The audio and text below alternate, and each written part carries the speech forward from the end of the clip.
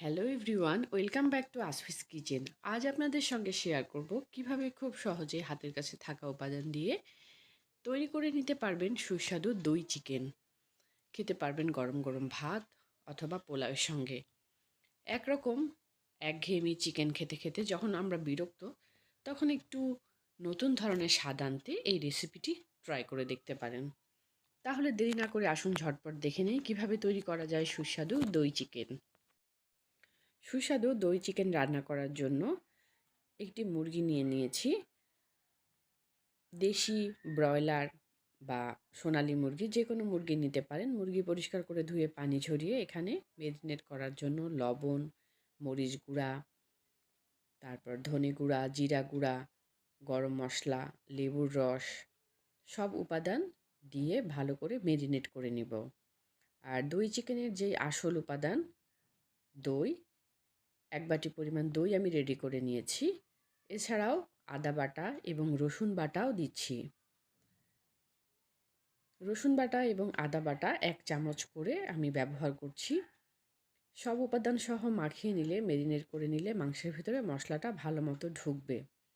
এবার 1 বাটি পরিমাণ ফ্যাটানো টক দই ব্যবহার করছি। এই টক দইটা আমরা ভালো করে মুরগির সাথে সব উপাদান সহ মাখিয়ে 1 ঘন্টা রেখে দিব। 1 ঘন্টা আমরা যদি রেখে দিই, সেক্ষেত্রে মুরগির ভেতরে মশলাটা ভালো মতো ঢুকবে এবং খেতেও ভালো লাগবে। আর হাতে যদি সময় না থাকে, এক্ষেত্রে আপনারা সব কিছু মাখিয়ে তারপরেও রান্না করে নিতে পারবেন। তবে মাখিয়ে কিছুক্ষণ রাখতে পারলে স্বাদ আরও বেশি বেড়ে যাবে। চুলায় একটি প্যান নিয়েছি, যেই পাত্রে আমি রান্না করব।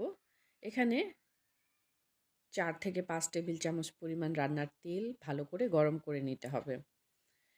গরম করে নেওয়ার পর এখানে ফ্লেভারের জন্য দিয়ে দিব দারুচিনি, এলাচ, তেজপাতা সহ গরম মশলা।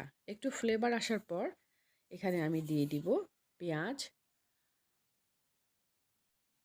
পেঁয়াজটা একটু ভাজা করে যখন কালারটা চেঞ্জ হয়ে আসবে, একটু গোল্ডেন কালার হয়ে আসলে আমরা যদি মাংসটা দিয়ে দিই, সেক্ষেত্রে রান্নাটা পারফেক্ট হয়। যারা নতুন রাঁধুনি, প্রত্যেকটা কাজ খুব সাবধানে করবেন এবং রান্নার সময় যেন পানির ছিটা না তেলের মধ্যে আসে, তাহলে কিন্তু অনেক সময় ছিটে আসে।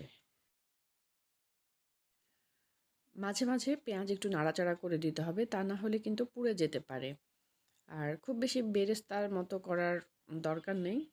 আর আপনারা যদি চান, বেরেস্তা করে উপরে একটু ছড়িয়ে দিতে পারেন লাস্ট।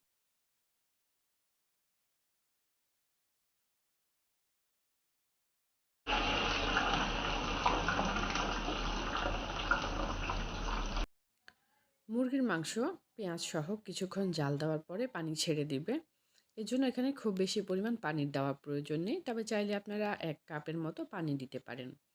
এভাবে ঢাকনা দিয়ে 10 থেকে 15 মিনিট সেদ্ধ করে নিলে হাই হিটে মাংসটা অটোমেটিক সিদ্ধ হয়ে আসবে। আর মাঝে মাঝে একটু নাড়াচাড়া করে দিতে হবে।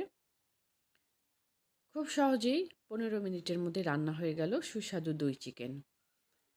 আর একটু নাড়াচাড়া করে লাস্টে আমরা উপরে 1 চামচের পরিমাণ ঘি ছড়িয়ে দিতে পারি, অথবা গরম মশলা ফ্লেভারের জন্য দিতে পারি।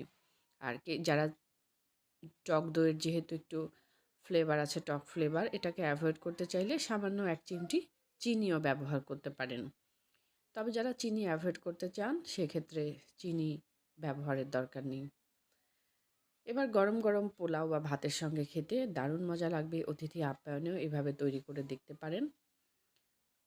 সুস্বাদু এবং লোভনীয় এই রেসিপিটি কেমন হয়েছে কমেন্ট বক্সে অবশ্যই জানাবেন। বেশি বেশি লাইক এবং শেয়ার করবেন।